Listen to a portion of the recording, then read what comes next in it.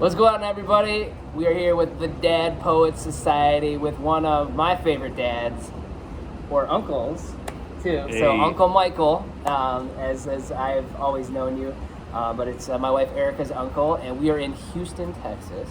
And I think you helped me gain about 20 pounds this week with. That was a goal. That was a goal. Can't even fit in my pants anymore. So, lots of good food. So Erica's gonna roll me onto the plane, but right. So again, as always, thank you for your hospitality. But sure. We're here on family vacay, and you might also be wondering why are we in what seems to be kind of a scary place. Especially, I'm terrified of everything. Yeah. You took me through a tour in this park in the right. daytime, and I was crapping my pants. I was terrified. So. That's the goal, right? So I'll let you tell us more specific where we are and all that. But so we'll start with the first question that we ask is, tell us a little bit about yourself and then what do you do when you're not on dad duty? So my name is Mike Caruso. I currently have two companies that my wife and I own. We are in the commercial swimming pool industry. Mm-hmm. We build commercial pools all over the state of Texas. We have offices in Houston, one in Dallas. And we also run another business, which is called REDRUM Fear Park, which is where we are, right? And REDRUM Fear Park is our corporate office for both companies. Okay. So this is our, the haunted house industry. We've been in it for 13 years. Okay. And it's lucky number 13. Yeah, so we're so this is what we're most passionate about, and this really falls into place with being a dad. That this is the business that Andrea and I wanted to create that would be one of our legacies, our family legacies, and hoping that, we have three sons. One's 27, one's 14, and one is 12. And so our goal, our dream is to create a legacy, a family legacy that maybe one of our sons or some of our sons or someone in our family that can continue to carry on as a family business. And if they choose a different path, we'll obviously support that as well. It's whatever they want to do, but we're passionate about it. We enjoy it, and all three of our sons have worked here. Okay. And our two youngest sons work here every year with us. That's cool. And it's great because when can you as a father say, I get to work and enjoy my time with my sons when we so-called work. And now see, at REDRUM, we don't ever call it work. Yeah. We just say we're going to REDRUM. Gotcha. We never say, hey, let's go to work. Interesting. So, all right, so that's kind of a little dad hack, it's like we're not going to work. You're not doing your chores. We're going to REDRUM, or we're going to REDRUM. Yeah. Okay. What are you working? What are you focusing on today? Oh, we're gonna go do some creative stuff. We're gonna work on making some characters, and we're gonna go do some screen printing, or like all the stuff, the paraphernalia that you have on, the beanie and the shirts and these jackets. We make all this stuff in house. Okay. So it's another facet of our business, which is our screen printing business of REDRUM. Yeah. And we've got a bunch of different shirt lines that we're working on, and a whole fashion line of REDRUM branding, not just the haunted house. So there's a lot going on with what we do, but our sons are involved in the creative side. And both my wife and I found out that we realize that both of them have an insane creative aspect to them. Yeah. And they are just really, really into this. So we always try to take their ideas and put those into what we're doing, and it helps keep us all together as a family. Yeah. You know, so when we're here, we're not like the typical parents that go to work 9 to 5, and then we come home and spend a couple hours with them before they go to bed, and then, you know, repeat the process every day. We get to experience that all summer long with them when they're here with us. Yeah. So it's a good experience. I a like lot of it, fun. Man. Very cool. A lot of fun. So if someone wants to check this out, like what's the website or how do they? Family business. I will help you behind the scenes, but not in it, right? You don't need someone running a company that's scared of it, you know. Yeah. Pants, but, if you're more scared than the customer, it's not a good thing, right? No. That might go on our social media in the wrong way. You can go to redrumhaunt.com. Okay, Redrum Haunt. Yeah, HAUNT, redrumhaunt.com. And you can kind of tour around the website. It'll take you to different facets of the business and kind of see who we are and see what we do and see some of the videos. And we do a lot of themed shows, musical themed shows on our main stage, which is something that's very unique. We've never seen it at any other haunted houses, but we're trying to get to a theme park. Status is where our ultimate goal is to do theme parking, and then obviously, you know, we want our boys to be a part of that. Yeah. You know, and they're very excited about it. They love it. They talk about it all the time. Yeah, man. And so they really enjoy it. So, you know, being a dad, and you know, just getting to spend that kind of time with them is pretty awesome. Special, man. Yeah, Very it's special. awesome. Very cool. So awesome. So again, that's a lot of cool stuff you're doing when you're on dad duty. Yeah. Or even dad duty or not dad duty, kind of like intertwined. So it's cool. So next question I would have for you then is, so speaking of pooping your pants and you know, diapers and all that stuff. So that moment you became a dad, like how did that change your life? Because that's the day you realize that you're not living for yourself anymore. And that's the day you realize that now you live for someone else, as well as yourself, but now your primary goal is to live for someone else. And you experience, you know, you just get to experience life in a whole different way that you never knew existed. And, you know, when your child is born, it changes the way you look at everything. Everything changes, and for me, it's changed for the better, right? I never looked at anything like it was a detriment or it was negative or a setback or anything in nature. Everything just seems so optimistic for me. Yes. Right? You're talking about like you're seeing. It was like seeing life for the first time for me. Like just kind of like, it's like you. And this actually happened to me where I needed glasses my entire life. Yeah. It wasn't until I was like 28. Erica's like, "Hey, go get your eyes checked." Yeah. And like as always, Erica's right. And you know, but like I remember like putting on the glasses and then walking in the door, and that's like a little after like HD TV became a thing. And when they switched over to HD TV, I was like, "Wow, look at!" I'm like, what is everybody talking about? Like, and like even like, you know, like the scores in the bottom of the screen. You'd be at, like at a restaurant or a bar, and like everybody's like, you know, it's 83 to 62. I'm just, you can read that? You know, so just kind of like all the signs were there my entire life. Like, just I thought everybody couldn't read the board. But I remember walking in the door with my glasses on for the first time, and walking the condo, and Eric was watching TV in the living room, and I was just like, it's like 3D, man. This is great. So just kind of like, and when JJ was born, that was like, it's like all these things we used to get upset about, or all these things used to be thought were the end of the world. You realize it's not. You realize it's like so much of what you're worried about, or so much of what you're stressed about, or focused on, is like,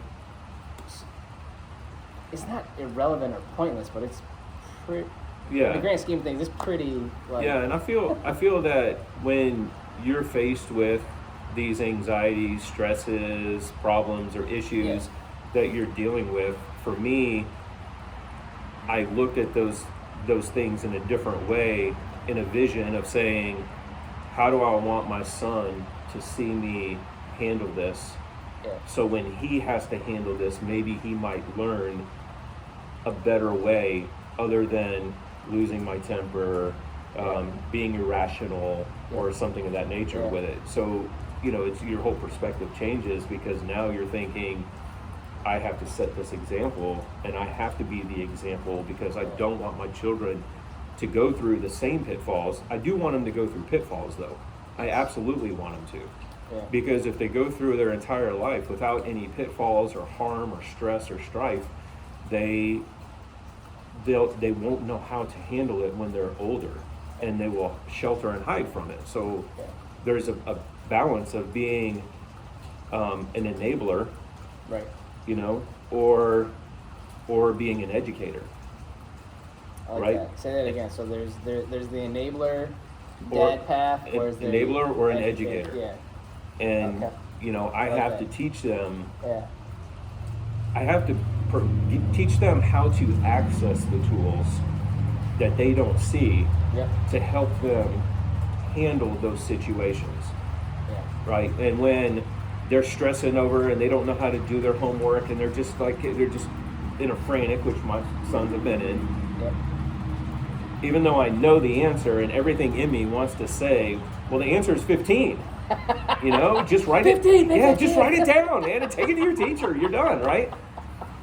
But instead, you want to walk them down that path of, well, what's, 7 plus 8, you got to take 7 and then add 8 or whatever the question may be. You have to teach them the path and the tools. And, well, if you look over here, what does this say? Well, what does that mean? Well, and then once they calm down and they realize they calm down and they understand something, they now have that tool. And, it's the old saying of,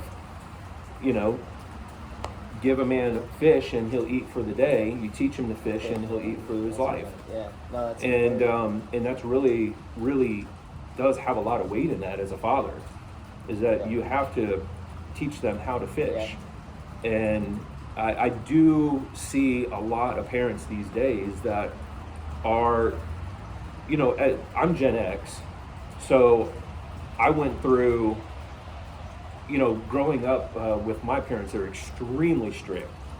And corporal punishment was the number one go-to because it was the easiest and fastest. Yeah. But it never really taught us and never gave us the tools to handle those situations. It was just either change or else. It was just the repercussion that you were afraid of. So you figured out a way to not do it, or do it a different way, because you don't want to get caught. Exactly. Now had my parents caught me for everything I did, I'd probably be a paraplegic. You know what I mean? I mean, the reality is, right? So they're you and I see a lot of Gen X. We all came from that. So their fear is I don't want to have my child feel what I felt. I don't want them to have the anxieties I felt. So therefore, they, instead of being a parent, they become their friend. Yeah. Right? And the friendship with their children is more important than them being a parent. Yeah. And they're still a parent, but they're a parent maybe 20% of the time, and they're a friend 80% of the time. Yeah. And that, to me, is just not a good balance. Yeah. Right? And I think the table should be turned. I think you should be a parent 80% of the time. And as they mature and they get older and they get out of their teens and they get into their young adult life, then all that changes. You become more of a friend and less of a parent and create a whole different relationship. Yeah. When I think of like friendship and like, so obviously it's like you're always the parent, right? And like legally, you're always the parent. Right. Just by just.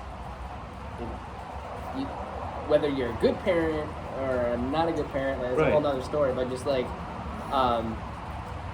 but think of like, you're making me think of mentorship. Right. I think of there's a couple of guys that every year, I reach out and say, hey, that time of year, can I just come listen to you and pick your brain and let's grab coffee or grab lunch. Yeah. And it's like, it's one of those things where it's like, they're friends to me, right? But they're my trusted mentor, my trusted kind of guiding light. And I feel like that's what,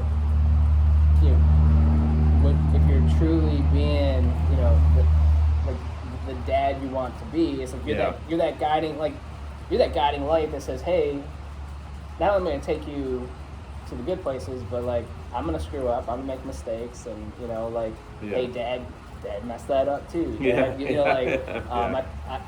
And the one thing I've gotten really good at with JJ and Julia is when they do make a mistake, I'm talking about being an educator, I try to, and again, try not to make them, because do the same thing. I do the right, I have 3 younger brothers, dude, all 2, so you get it, you had a big family too, and just dude, mom and dad are they're stretched so thin, and they just got done disciplining this one, and now you got 4 other ones fighting them. It's like, get over it, but it was never it was all out of love, right? Right. It was just kind of did you get this line too?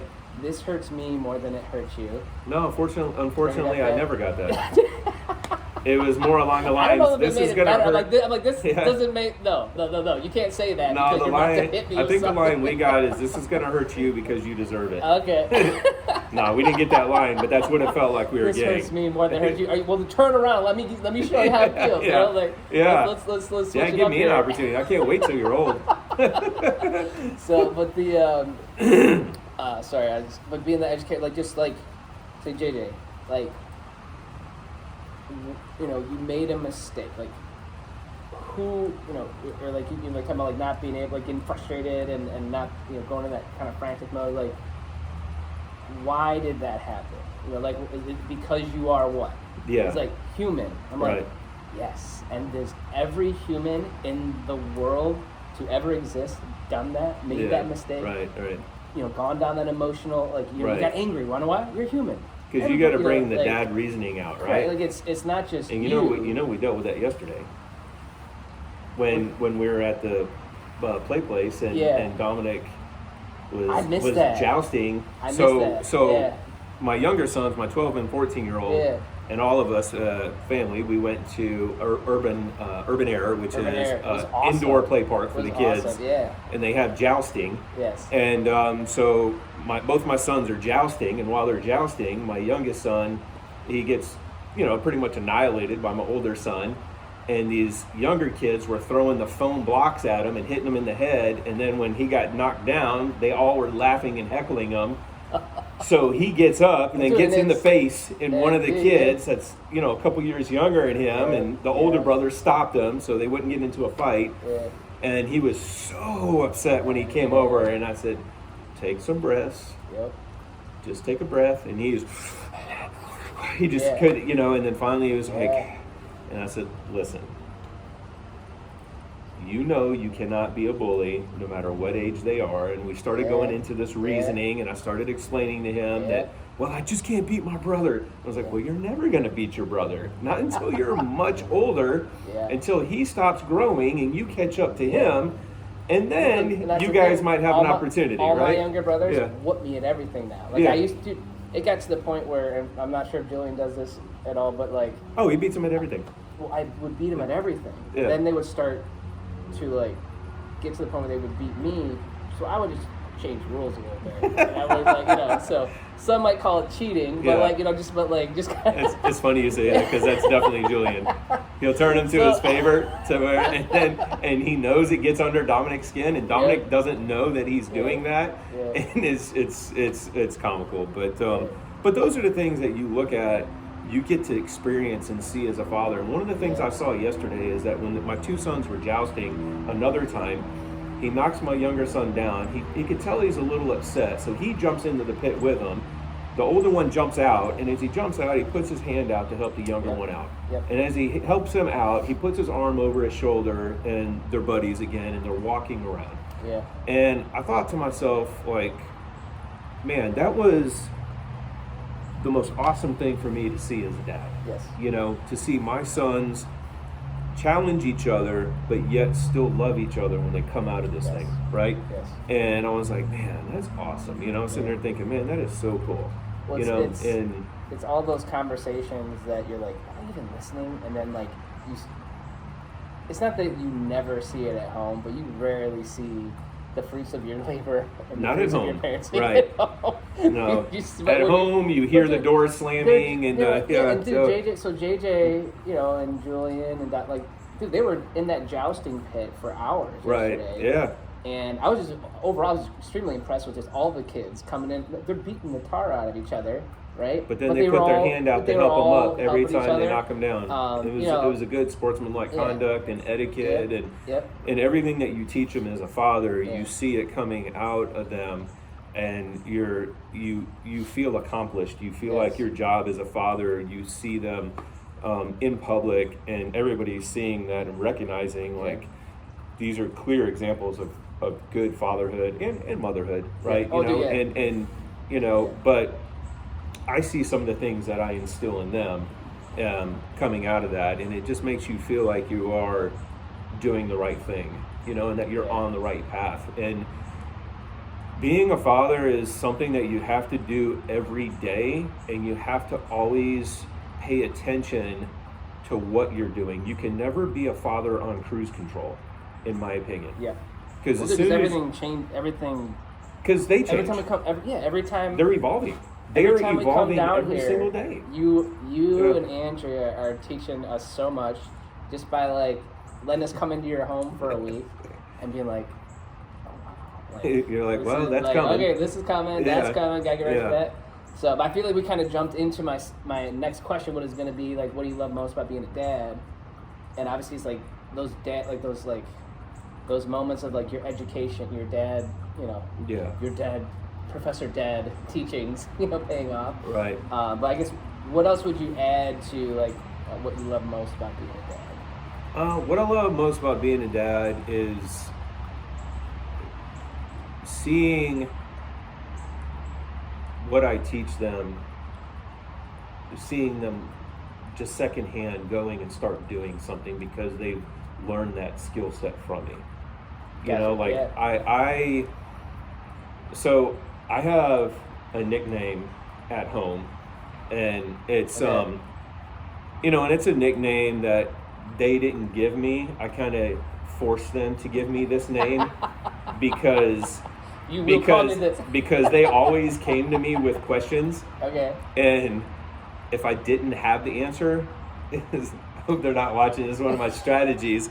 Is I wouldn't answer them right away, and I'd tell them to think about it, and I'd walk away, and I'd look it up real quick, and I'd come back, and I'd be like, did you think about it? And they're like, well, I don't know what it is. I'll be like, okay, it's this, and blah, blah, blah, blah, blah.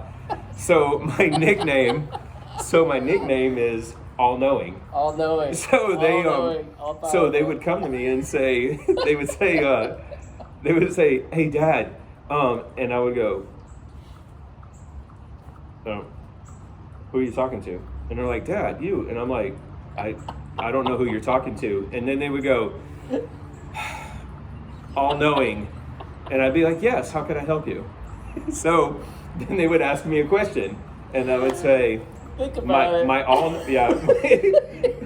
Or if I had it, my all-knowing answer would be such and such. So that's awesome. And you know, and I love the title, and it's cool because I've done it so many times with them that I'll just randomly, and it's been a while since I've done it, but I always randomly keep that going because I want my sons to feel like I want them to always know that I might not know the answer to everything, but I know how to find the answer to everything. Correct. Right? And that life, there is always an answer. You just have to find it. Yeah. You can never ever accept, I just don't know. Right. Or I can't. Can't is a horrible word to allow your children to live life using, is the word can't. Yeah. To me, it's just horrible. Yeah. But I want them to see that there is a way. I don't know everything, but when I don't know something, I know how to find it. I know what tools to use to find those answers. Either it's asking a person, looking online, reading a manual. I taught them how to read. I'll get like a bookcase will come in or something, or shelves, and I'll say, hey, can you guys come help me, or one of y'all come help me? Hey, read the instructions. Tell me what step 1 is, and they'll help me read through it, and they understand that step 1, you get to step 8. Well, we're finished, and look at the accomplishment, and it's turned out great. Look how awesome this is. Yep.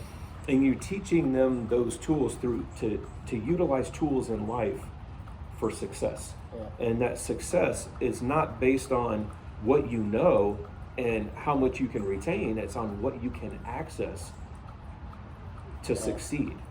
Because if you can access all the tools you need, then you have everything you need for success. Yep.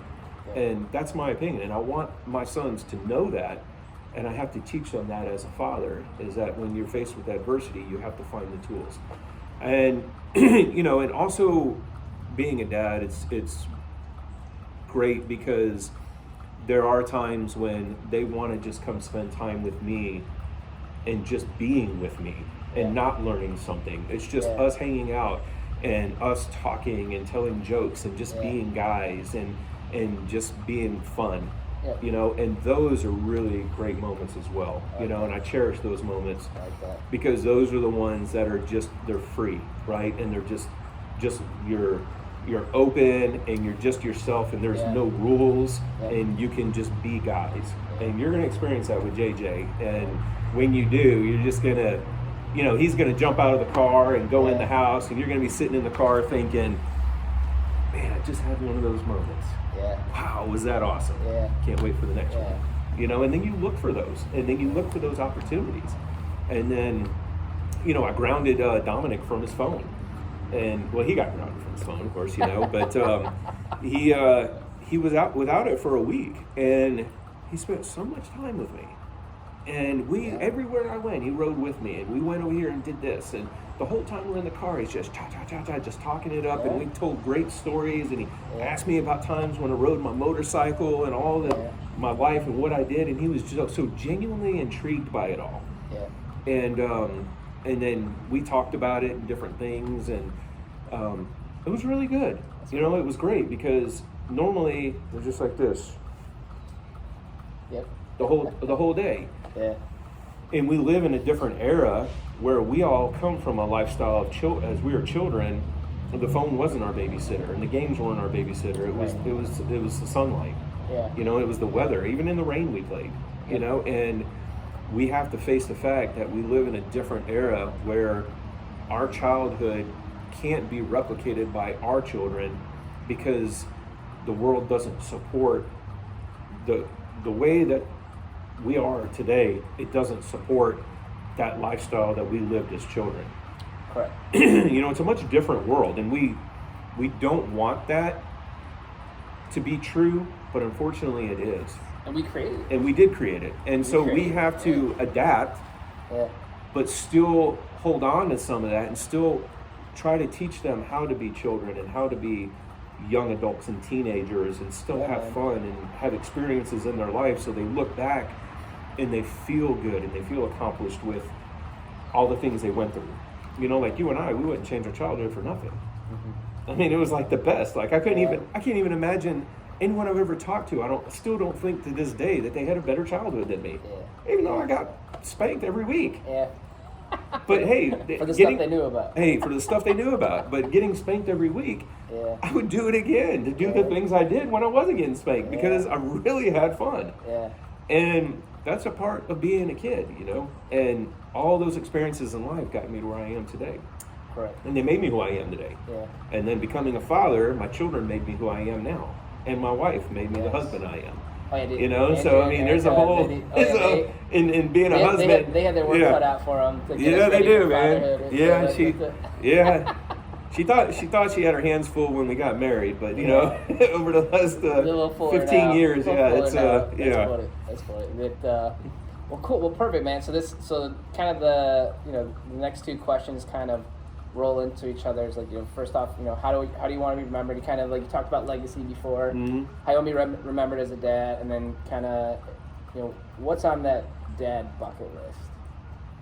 So I think the thing to be the best remembered by is, that's kind of a hard question. It really is, because I want to be remembered as someone that was a father that was balanced, right? I don't want to be the dad that someone says, my dad was a hard worker. He worked every day of his life, and he dedicated his life to work, and he was a great worker. Yeah.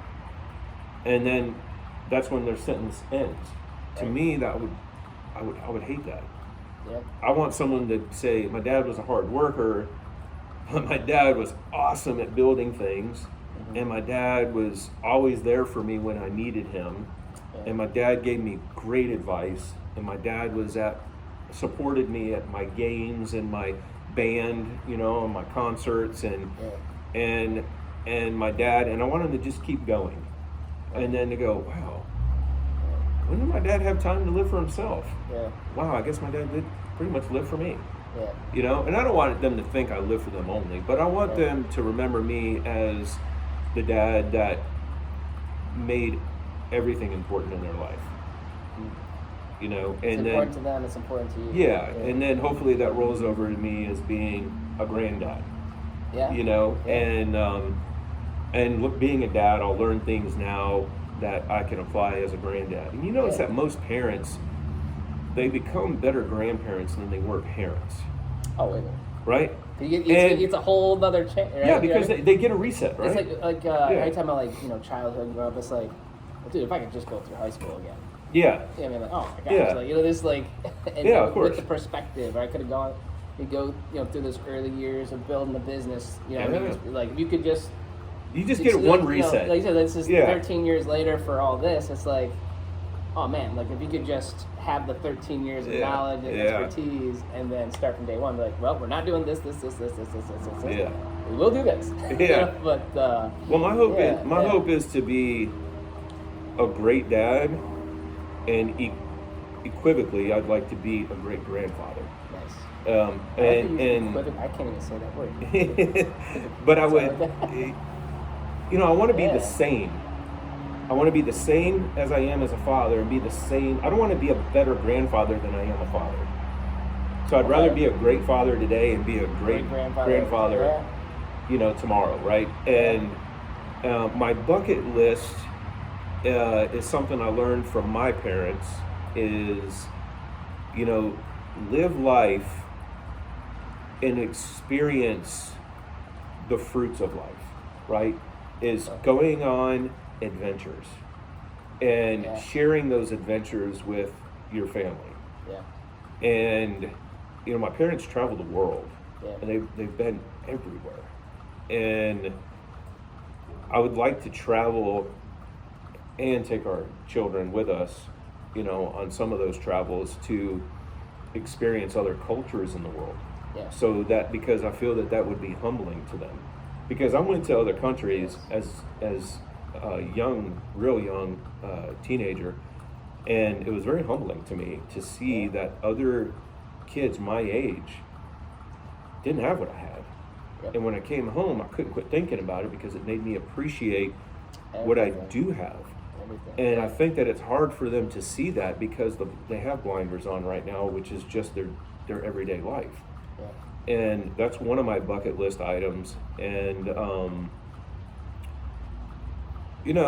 and also to just spend a lot of quality time, with my children. And, which includes all three of my sons. My oldest son is, he's 28. He just had a birthday, so he's 28. Happy birthday, Steve. Yeah, it is Steven. He had a birthday in February. Happy. Yeah. It's his birthday. I'm sorry to put you on the spot. His birthday is February 11th. February 11th, which is my dad's birthday. Right. It's the day before. Is it the day? I think it's the day before Erica's dad's birthday. Right. And then her mom's birthday is the 17th, and JJ's the 24th, right. and Julie's the 25th. February is a big month for a family. February is a big month. So I get to, and we don't get to see him very often because he works out of town. He works far from here. Yeah. But he's working night shift, right?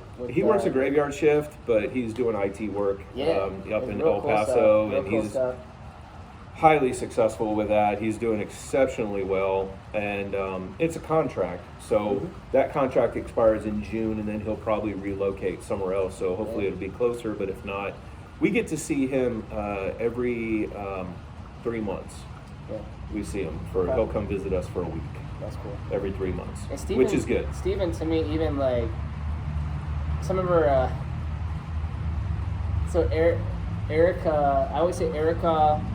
Like my upbringing was family first. Mm-hmm. Erica makes me feel like I never even cared a shred about my family. Like how, like it is family, and then family. Yeah. And then if there's time, family. That kind of thing, which is our family. awesome. Our family is very close. Very close. We're very close.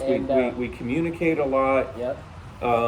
And we always put the effort in. If we don't see each other, we put the effort into talking with each other and just making sure that everybody knows that we still care about each other, that they're still important in our life, even though we're off to the races every day with our life. You guys are close, from Cleveland and Houston, and you guys are closer than most people with their families. They live right around the corner. Street, so, but even live in the same household. Yeah. But I remember for our wedding, in my mind, again, it's all good. Like, I'm glad it all worked out. Like, in my mind, it's like, okay, Erica's family in Houston, we'll get him a hotel, da-da-da. Yeah.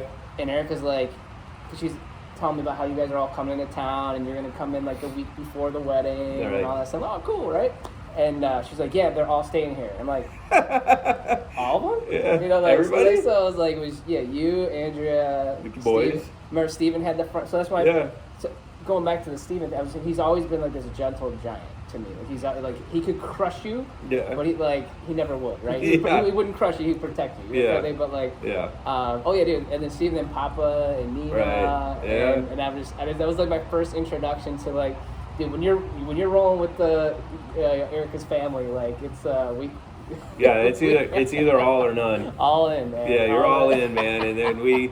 And but now you're returning the favor with us. But the cool thing, the great thing about our family, all of us, and the dynamic of our family is that no one walks on eggshells. We are who we are. We don't sugarcoat anything. Yep. And we can all talk to each other, and we can disagree with each other, and even be mad at each other. It doesn't change how much we love each other. Yeah. Right? And we can be just insanely mad, like I can't believe you act like that, but the thing about Mama G is her theory has always been the same. Either you get it out now and we're gonna hash this out and we're gonna just go toe to toe, and you're gonna get it out now and you're gonna be done with it because you do not bring it up again later. That's the way it works. It's like either you get it out now, or you do it now, or if you decide to walk away, it's over anyway. Right. You don't get to carry on. Well, it's not healthy, man. It's not, we've all learned that, and we teach our kids that. Yeah, no, it's just for clarification. So Mama G is Erica's mom, which is your sister. And my sister. Yeah. So I always call Mama G, but now Mama G is also Grammy. Is Grammy as well? Yeah. Dude, it's so cute. Like. So JJ and Julie will just total random moments be like, I miss Grammy. So that's awesome. But Mama G, it's like you talk like just for me, like winning the lottery of life was meeting Erica because I never really felt completely safe in any relationship before, and this is on me, right? Because this is. Our style growing up was like if you're upset, if you don't have something nice to say, don't say it all, which is good, right? But what you end up doing is you start like suppressing. Yeah, you suppress those feelings and you carry it. Yeah, and so for me, again, I didn't get the memo on like it's okay to like let. Yeah. If you're upset, say don't be. You don't have to be mean about it. You just, hey, I'm upset, right? So, like, for me, I would have all these, like, I would call it the quarterly outburst. I'd ruin Thanksgiving, or I'd ruin, someone's birthday, and it was usually just, again, one of the siblings would be like, dude, sibling, this. They just know, of course. I'm going to keep poking this this little button that you have. Till you eventually, get 'em, dude, eventually you're gonna blow up. You're gonna ruin Christmas, and guess what? The next 364 days of me being the one that gets in trouble, like, so worth it. Because you just at least I ruined 364 days, but you ruined Christmas. So it's on you, James, right? Yeah. So just kind of, it's gotten better. It's gotten better. Sorry, but get it out, man. Get it out. Well, and I try to teach. That's all relative to this, because as a father, that's what I teach my children. Yeah. It's if you have something that's on your mind and you're feeling this emotion right now, you're feeling this anguish, you're feeling this frustration, we are going to deal with it right now, face value. We're going to either settle it or we're going to walk away from it. But when we do, life resets. Yeah. And you let this go, because it's not going to affect you from this carry on. You're going to learn how to deal with these things at a face value, not to walk away, because then it just ruins the entire rest of your day, maybe the rest of your week, and it could, the rest of their lives, man. Like, you're exactly right. That one thing. Because if they're dealing with that anguish, and then something else happens in their life, now that's double the load. And that's very overwhelming for some people, and some people can't handle that. Right. But if you can handle those things and figure out how to filter those things and to be able to at least get some of these things off your chest, it makes the next thing you deal with, it doesn't compound. You're able to deal with it because you can let some of this go and deal with this now.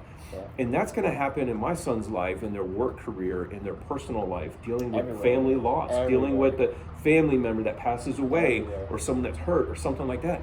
I have to teach them how to have a little thicker skin when it comes to this kind of stuff, and realize, like the story with Dominic, take a deep breath, because this isn't, even though you feel the way you do right now, it isn't as big as you're making it out to be. Bring it back down to this level, and it's so much easier to manage.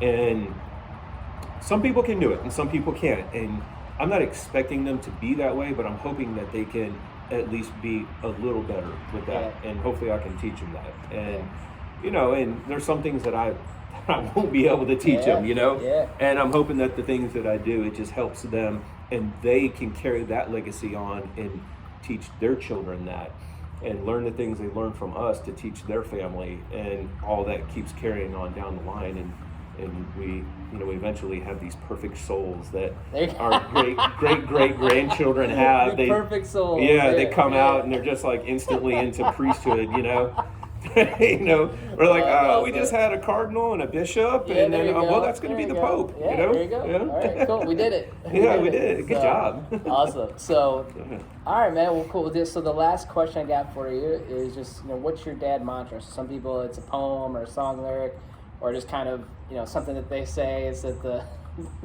I am all knowing. What's your mantra? I have a lot of different things, that I'm always focusing. I'm an optimist. Yep. And there is always something good in everything. There is something good in everything. The key is you have to look for it in order to find it. If you don't look for it, you will never find it. Yep. And if you encounter something that's bad, then that's all you're ever going to see. Yes. So in every situation, be an optimist and look for the best way to turn that around, to find the good in something bad. Yeah. Because there is always something good in something bad. And sometimes you just might not ever be able to see it. Yeah. But if you go through life having that optimism, then it makes life pleasant. Yeah. It really does. It makes it makes the journey in life a pleasant journey that you truly enjoy every day. Yeah. And you don't regret, you just don't regret the life that you live. Yeah. So I that's what I try to, it's not a term, it's not just a saying, but it's just more of You know, I mean, it is in a way, I guess. It's not what you're just saying and you're living it. Yeah, you're living it. You're educated. It's the optimist side. It's the optimist side of life. Yeah, you know? I like it. Yeah, dude. I love it. And that's, you know, you can only hope for the best, Yes. and you know, and I always try to just give the best, and just be a good dad, man. There you go, man. Just be the best dad, man, and you know, you also got to take, you know, what you learn from your father. And I even told my father, my dad would tell me that he thought he was a horrible dad. And I had to correct him and tell him that you were not a horrible dad. You were a dad that could only play the cards with the hand that he was dealt. Right. And by the experiences that I had with him, he doesn't realize how much of a teacher he actually was. Yeah. Because had I not had those experiences with my dad, I wouldn't be half the dad I am today.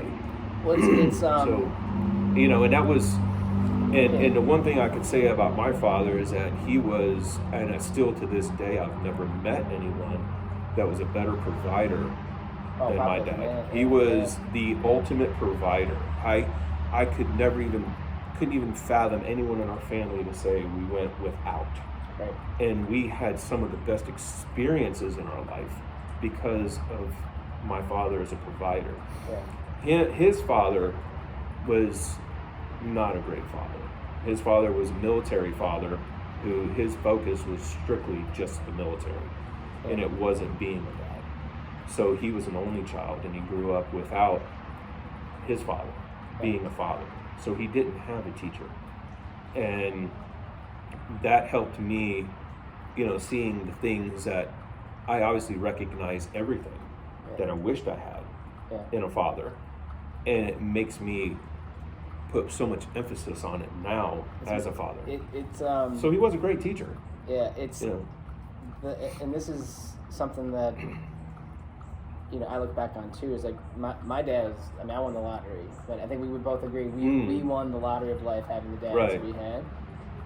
Also too, it's like and my dad's the same way, where he's always like, you know, certain things come as they, James, I didn't know, and so like, we're not trying to, but I know, you know, you probably have those moments where like you say something or do something with the kids and you're just like, oh, did I just scar him for life? Like, oh, what did I just do there? Like, oh, I mean, you're trying to like, you're like, okay, I wasn't, you know, because there's no textbook for it, right? But like, I think that it's talking about like that mantra of optimism and looking for the opportunity, and that's the whole goal of all these conversations, like seize the dad life, right? So how do you seize the dad life? Well, it's like you have to pull the negative and the positive and say, okay, this was the best lesson. Like the things my dad didn't taught me not to do are probably more impactful, important, and life-changing than the things that he taught me to do. Correct, I agree. If that makes sense. So just kind of, just don't know what you don't know. But. Yeah, and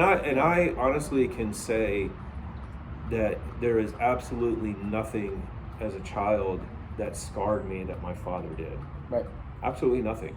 Even the punishment, the worst corporal punishment I had, worst ass whipping I got, you know, it did not scar me. Right.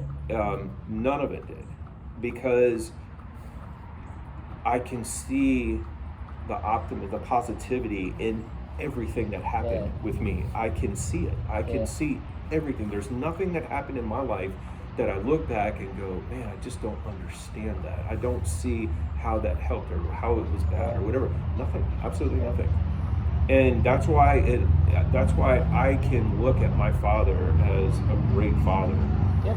And anything that he feels regret for, I unequivocally 100% forgive him for it. Yeah. You know, he has 100% of my forgiveness for that. You know, whatever he feels that, he didn't do well with, but I don't see it in the same way. You know, and those are things that obviously bothered him. And we were talking about this as grandparents, how they become better grandparents. Oh yeah. And that was a rock star. That was what changed my relationship with my father, is when I had my first son, Stephen, and seeing the way he acted with Stephen. And then the way he acted with Julian and Dominic. And it was just a completely different person. And I was like, wow. And he had a reset. He had a second chance at it. And in his second chance, he did everything perfect. And it was like, that's so cool. I didn't get to experience all those little things, but my children did, which is even better. Because now my children are getting a father and a grandfather, and they're getting a double dose of a great dad. Right? Double dose of awesomeness. Double dose of awesomeness. Yeah. So that was just a awesome feeling for me. You know, as a dad, is to see my dad being a dad with my children. And that was huge, just awesome. And it makes me want to aspire to be a great dad and great grandfather as well. There you go. So, no pressure, Stephen. No pressure. Yeah, no pressure. No pressure yeah. I think all of my boys will be great fathers. Oh, dude, they'll be awesome. I think they will all be great fathers. They all have it.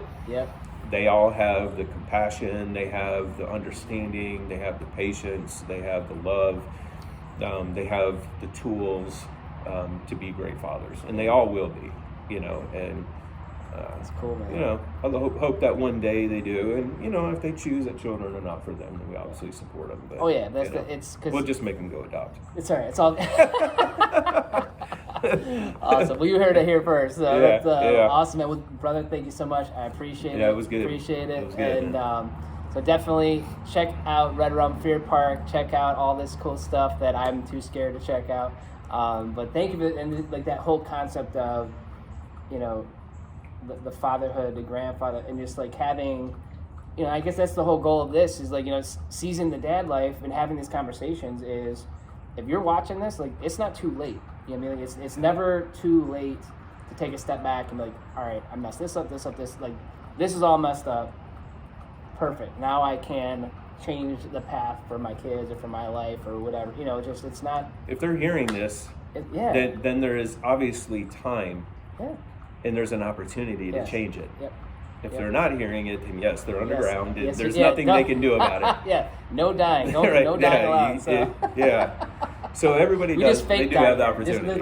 This is fake. That's correct. I mean, it's real. If they do, though, they need to come work here come visit us in the spirit world. That's right. Because we have open spirit world doors here for.